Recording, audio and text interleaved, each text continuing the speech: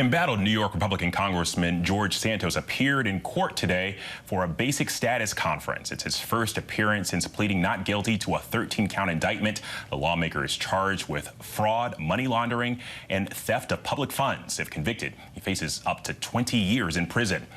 Here, he's leaving the courthouse earlier today. Santos denies any wrongdoing, has called the investigation a witch hunt, and vows to remain in Congress and run for re-election. For more on this, let's bring in ABC News' Olivia Rubin outside the federal courthouse on Long Island. Olivia, you were inside court today. Tell us what happened.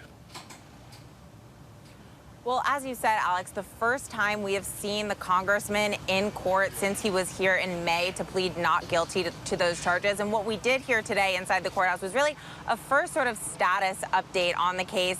Prosecutors letting the judge know how the case is progressing, saying they have started turning over discovery in the case, which is when they begin giving Santos and his team the evidence, the records that make up much of their case, saying they have already given over 80,000 pages of records, and that is just the beginning here. Of course, George Santos said nothing in court, but his attorney saying that they have had a wonderful relationship with the government so far, telling the judge that they just need some time to start reviewing those records, noting that they'll be using that August congressional recess to look into the records, and we will be back here again for that date in September. Gotcha. Well, Santos is currently out on a $500,000 bond. He was just in Texas calling for increased border security. So what are the details of that agreement? Well, you noted the $500,000 bond, but what is really so fascinating here about Santos's bond are the terms of his travel, of his movements. The judge noted that the congressman can move freely around certain areas that are local here. So that's Long Island, that's New York, that's Washington, D.C. But really anything outside of those areas, the congressman needs approval. So that's something that his attorney had pushed back on originally, noting that the congressman has a re-election campaign already underway and he needs to travel for that exact purpose.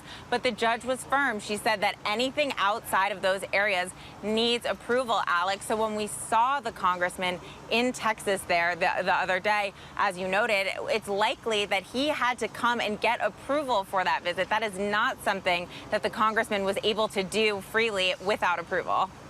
Interesting. Well, look, Santos is also facing an investigation by the U.S. House Ethics Committee, which plans to expand its probe to look into allegations of unemployment insurance fraud. So what's the latest on those investigations?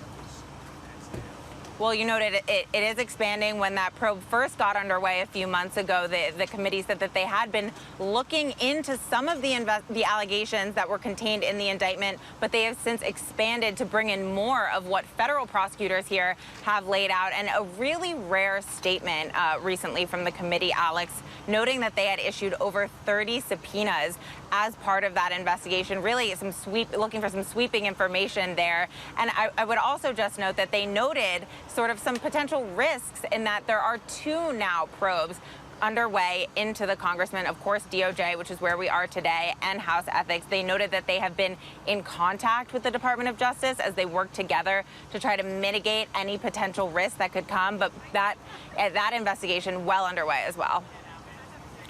Olivia, thank you for that update. Hi, everyone. George Stephanopoulos here. Thanks for checking out the ABC News YouTube channel. If you'd like to get more videos, show highlights, and watch live event coverage, click on the right over here to subscribe to our channel. And don't forget to download the ABC News app for breaking news alerts. Thanks for watching.